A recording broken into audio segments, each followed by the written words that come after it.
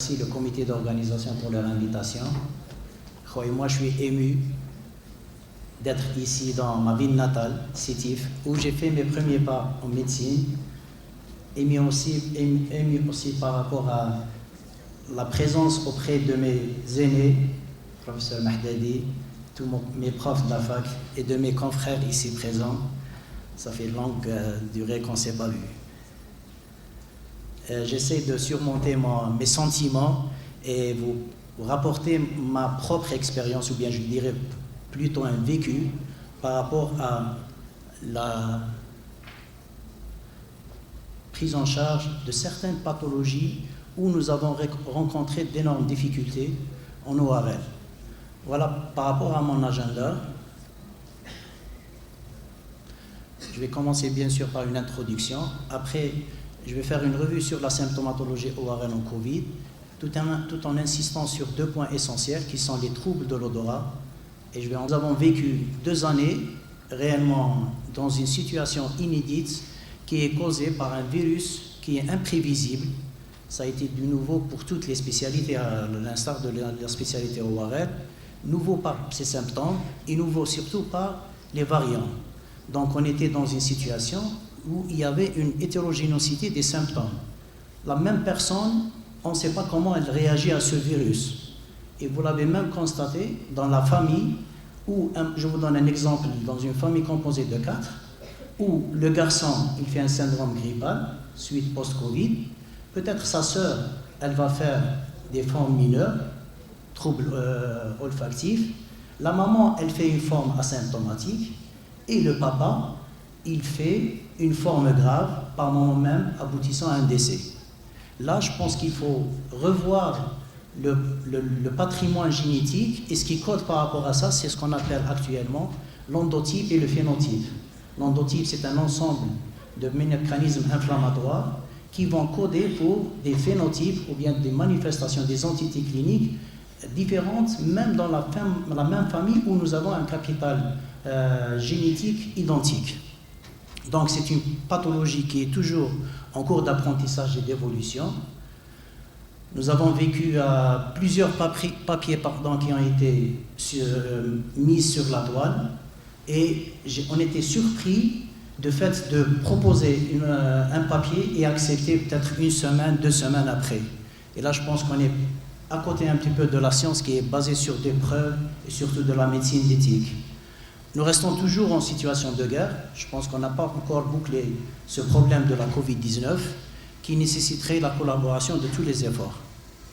Donc en ORL, les signes et les symptômes d'appel sont variables, dus à 2 raisons. Premièrement, c'est le tropisme, c'est vrai pour tous les organes du corps, et essentiellement pour la sphère ORL, du moment que la transmission elle se fait sous forme d'une aérocontamination, avec un risque très élevé pour l'ORL suite à cette aérosolisation, où nous sommes amenés par moment à intervenir auprès des services de Covid à la consultation des fois.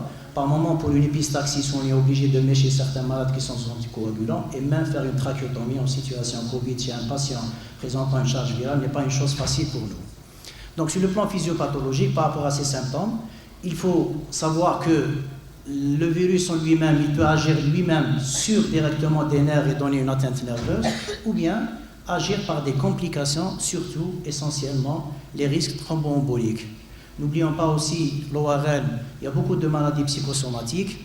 Nous avons vécu une situation d'hystérie par rapport à cette Covid-19, surtout chez une population jeune, qui sont très reliés par les réseaux sociaux. Et le fait d'annoncer un signe de la Covid, ils sont dans une situation où ils sont amenés à communiquer dans n'importe quel service. Sans être exhaustif, les signes ORL commenceraient d'abord par les signes rhinologiques. Bien sûr, vous connaissez le symptôme phare, c'est les troubles de l'odorat avec les troubles du goût. Il y a la congestion nasale et le nez bouché. Et nous avons assisté après à des complications qui sont les sinusites, essentiellement les mycormycoses. Les signes otologiques qui sont très très variés, commençant par l'otite moyenne aiguë, qui peut être un signe de la Covid-19, en allant vers les kystes thromboemboliques qui vont donner une surdité brusque, des acouphènes, des vertiges, paralysie faciale, et par moment, j'ai lu quelques publications sur les heart failure de dispositifs médicaux. En Iran, 2 implants ont été remplacés suite à des infections Covid chez les enfants. Et après, nous avons rencontré des signes pharyngo-laryngés. Ce sont des angines traînantes, des phlegmons périamygdaliens, des stomatites et même des laryngites. Là, j'ai essayé de résumer la pandémie, comment elle s'est déroulée à Blida, depuis mars 2020 jusqu'à janvier 2022. Nous avons vécu 4 vagues. La première vague, les symptômes qui étaient prédominants au cours de la première vague, c'est essentiellement les troubles de l'odorat et les troubles du goût, et avec même une paralysie faciale. Ça, c'est à travers les rapports de stage de nos internes où j'ai essayé au moins de colliger quels sont les symptômes au moment de chaque vague. La deuxième vague, après, il y a moins de troubles de l'odorat, mais on commence à avoir certaines atteintes thromboemboliques. La troisième vague, elle est connue pour le delta et son agressivité pour le corps, où nous avons constaté plus d'atteintes thromboemboliques. Heureusement, avec l'Omicron, il y a plus une atteinte pharyngée ou bien rhinopharyngée comme une simple grippe. Donc, je commencerai d'abord par les troubles de l'odorat. Selon la revue de la littérature, au début, c'était simple observation et de recommandation. Elles étaient rares, les méta-analyses. Donc, c'est un signe, au début, qui n'a pas été retrouvé dans toutes les publications, essentiellement en Chine. La première publication par rapport à troubles d'odorat, elle a été avancée par l'association iranienne de rhinologie, et après, elle a été relayée par la société américaine, la société anglaise et surtout la société française. Donc c'est un symptôme fréquent, surtout dans les formes légères à modérées, et ce sont des formes qui sont non immunisantes après. Elle est présente dans 47 à 88% des patients infectés, selon les séries, avec une prévalence estimée à 52 dans une méta-analyse récente de 1600 patients. Il y avait une controverse au début. Toutes les sociétés recommandent de ne pas utiliser de la corticothérapie. Elle était contre-indiquée, mais chose qu'à l'heure actuelle, je pense qu'elle n'a plus de valeur.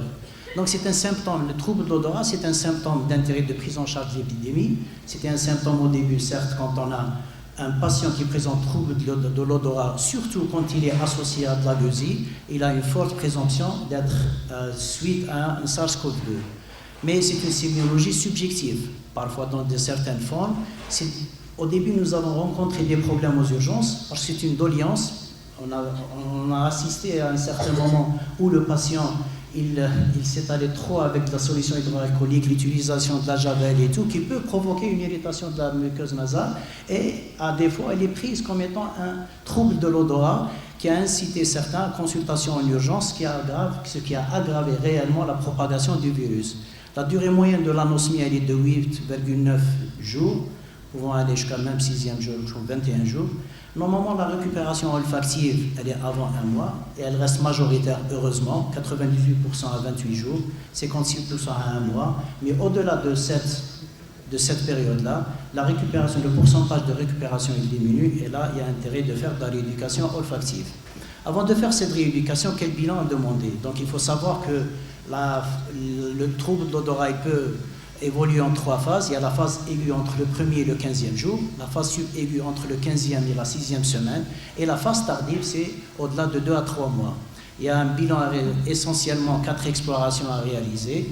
Nous, en ORL, nous pouvons nous contenter à peu près de 2. La PCR, c'est pas évident de la faire, et surtout ne pas la faire en phase tardive, mais beaucoup plus en phase aiguë, où elle est indispensable, surtout quand il y a une agueusie associée. Elle a une valeur prédictive positive élevée par rapport à la toux et les céphalées. L'endoscopie nasale, pas en phase aiguë ou bien aussi aiguë, il faut la laisser en phase tardive, à la recherche d'une autre cause pouvant être la source de ces troubles de l'odorat. L'olfactométrie, nous n'avons pas ici en Algérie, et surtout il faut demander l'imagerie, le type d'imagerie, le scanner pour apprécier l'œdème au niveau de la faute olfactive en phase aiguë, et même en phase tardive, on peut demander l'IRM pour avoir une idée sur ces 2 bulbes olfactifs, est-ce qu'ils sont réellement présents pour pouvoir entamer une rééducation olfactive, ou bien s'ils sont absents, probablement ça ne sert à rien de faire cette rééducation olfactive. Donc en pratique, le training olfactif, on s'est inspiré du modèle du professeur Hummel en Allemagne, à Dresden, qui a fait beaucoup dans l'exploration de l'olfaction et dans le traitement ou bien la rééducation olfactive. Le fait d'avoir une exposition répétitive des odeurs, il pourrait moduler la régénération de la muqueuse olfactive et modifier la neurogénèse du bulbe olfactif. avec bien sûr la participation de la plasticité cérébrale. Il y aura une réorganisation de ces réseaux neuronaux selon le niveau de dysfonctionnement olfactif. Donc nous utilisons, il y a deux méthodes utilisées, il y a les stylos, les sniff tests, ou bien nous contentons des huiles essentielles, que majoritairement des sociétés recommandent 4 huiles essentielles, essentiellement le citron, le clou de girofle, la rose et l'eucalyptus. Certains, ils peuvent associer 2 autres arômes qui sont la menthe poivrée et le grain de café, surtout l'arabica. Donc comment il se fait ce training olfactif? C'est des séances quotidiennes avec une stimulation de courte durée, entre 4 et 6 semaines, utilisant 4 à 6 odeurs. La durée minimale, elle est de 12 semaines, pouvant aller jusqu'à même 32 semaines. Donc il faut préparer le patient à ce rendez-vous quotidien avec soi-même qui est très important et qui est lent. Il faut toujours avoir l'adhérence de ces patients à ce déroulement du protocole.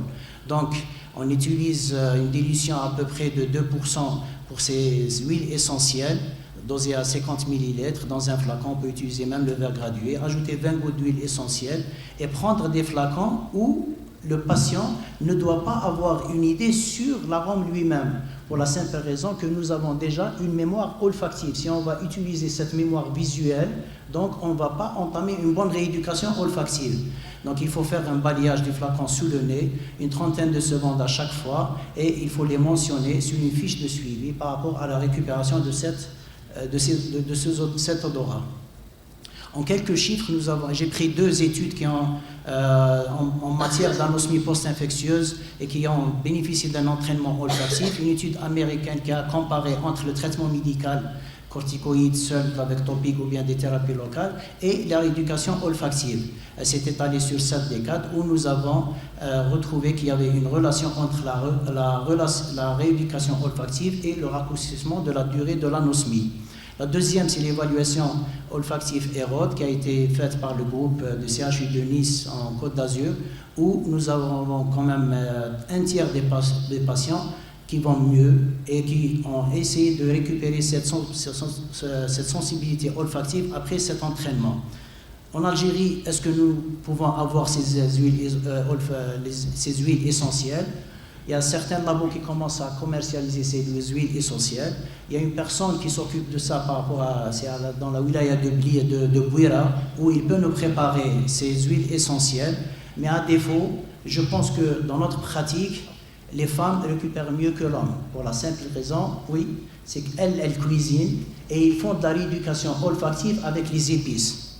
Tout ce qui est, comme vous le savez, tout ce qui est épicé et tout, ça aide, ça stimule la capsaïcine au niveau des fosses nasales et ça aide à avoir une meilleure récupération. Les hommes, je les conseille d'aller au niveau des poissonneries et d'essayer de stimuler, si vous êtes en post-Covid à 1 mois, 2 mois, d'aller aux poissonneries et d'essayer de reconnaître l'odeur du poisson.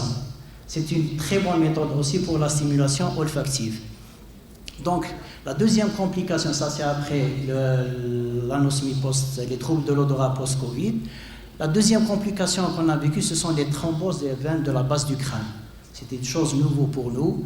Elle a augmenté considérablement avec le risque de thrombose veineuse. C'est une entité qui a connu une augmentation et la prise en charge, à l'heure actuelle, elle est non codifiée. Donc il y a un intérêt d'un diagnostic précoce. Je m'excuse pour ces schémas-là, mais c'est la réalité du terrain. C'est une iconographie personnelle où, et s'il n'y a pas vraiment une prise en charge précoce, le patient il peut perdre son œil suite à cette atteinte.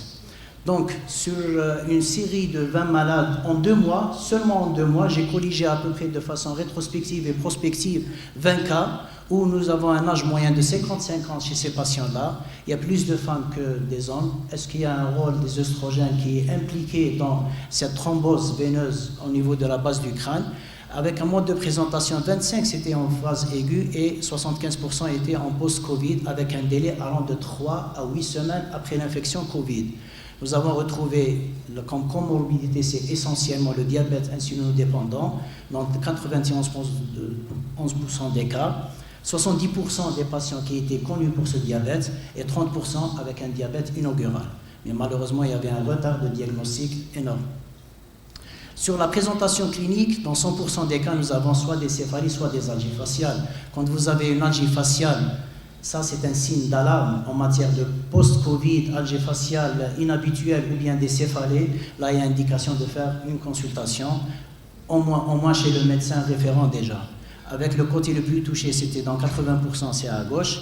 Nous avons eu des manifestations ophtalmologiques essentiellement avec des fois des thromboses de la veine ophtalmique dans 90% des cas où nous avons une atteinte de la fonction visuelle, un œdème palpébral et une exophthalmie. L'atteinte des paires crâniennes, des paralysies faciales dans 50% et de la paralysie faciale périphérique dans 27%, ça témoigne d'une ostéite, c'est de l'évolution de ces sinusites avec une ostéite de la base du crâne qui reste irréversible. Les manifestations rhinologiques présentes dans 73% des cas, en fait d'une obstruction nasale ou bien d'épistaxis, qui reste quand même un indice de suspicion très élevé, l'épistaxis en matière de post-Covid. L'imagerie, c'est pas facile de la faire, mais nous avons essayé au moins de travailler avec un centre d'imagerie où nous recherchons tout le temps ces embolies, ces micro-emboles au niveau des sinus de la base du crâne, chose qui est très difficile à rechercher par tous les radiologues. Nous avons constaté qu'il existe une sinusite à peu près dans 100% des cas. Dans 100% des cas, c'est ce qu'on appelle un grade 1. Il faut vraiment diagnostiquer à ce temps-là et essayer d'intervenir avant qu'il y ait un passage au niveau des cavités parasinusiennes, ou bien au niveau, c'est le grade 2, ou bien au niveau de l'orbite, le grade 3, ou bien une atteinte nerveuse, c'est le grade 4. Deux signes qu'on doit rechercher et les retrouver, c'est le cornée inférieur noir, c'est le black turbinate sign, c'est très pathognomonique de cette atteinte, surtout le mucormycose, ou bien la guettar peak sign, c'est le fait qu'il y ait des champignons de la mucormycose au niveau du globe oculaire qui va refouler le globe, et là, si en mode T2, on a l'impression que c'est une guitare. Toujours au niveau de l'imagerie, surtout l'angio-IRM, c'est rechercher ces thromboses des sinus caverneux, présents dans 80% des cas, 82% des cas, et à l'aide des PET scans, rechercher une ostéite au niveau de la base du crâne, qui est retrouvée à peu près dans 27% de notre série. Comme vous voyez là, une ostéite qui touche toute la base du crâne, tout le sphénoïde, la paroi latérale et même le trou sphénopalatin. Et par moment, on va rechercher une thrombose surtout de l'artère carotide qui a été retrouvée chez un patient, 18% des cas. La mucormycose, on a trop parlé de cette mucormycose. Est-ce que réellement il y a un effet de causalité entre le Covid-19 et la mucormycose? Je pense que non, parce que la mucormycose, elle était déjà avant la Covid-19. Ce qui aggrave l'atteinte au niveau de cette mucormycose, c'est surtout le diabète. On a un souci avec tous les malades qui présentent un diabète soit inaugural, soit déséquilibré, qui fait le lit de ces filaments miliéciens et donner cette sinusite agressive au niveau de la base du crâne. Là, dans le traitement, il y a une prise en charge certes médicale, mais surtout la règle, c'est de faire ce qu'on appelle un débridement ou bien un geste chirurgical qui doit être fait rapidement et de façon précoce, même en absence de résultats mycologiques. Nous avons une imagerie qui fait une forte suspicion de certaines atteintes mycosiques, et là, il y a une nécessité de faire une nécrectomie sur les sites accessibles, pour au moins essayer de ne pas donner une extension au niveau de la base du crâne. Mais faire un débridement sous anesthésie générale, nous sommes rencontrés à pas mal d'écueils. C'est premièrement le terrain, nous sommes toujours en matière de patients qui présentent une tare associée, soit un AVC, ou bien ce sont des patients qui sont sous anticoagulation, et on a le gros souci, c'est ce contrôle glycémique, nous n'arrivons pas à rompre ce cercle vicieux. Donc, l'affaire surtout avec un début précoce, et pas de recommandation à l'heure actuelle précise pour la prise en charge. Toutes les études se basent sur les expériences de chirurgiens. Donc, quels sont les messages à faire passer à travers ma présentation? Parce que la Covid-19, cette nouvelle maladie, nous a réservé bien des surprises et elle continue encore à le faire. Les pathologies ORL se sont révélées en être la conséquence et certaines, ce sont des complications. Et là, réellement, je me pose des questions. Certains portent le masque simple ou bien un FFP2, ils ne peuvent pas le supporter pendant 1 heure de temps.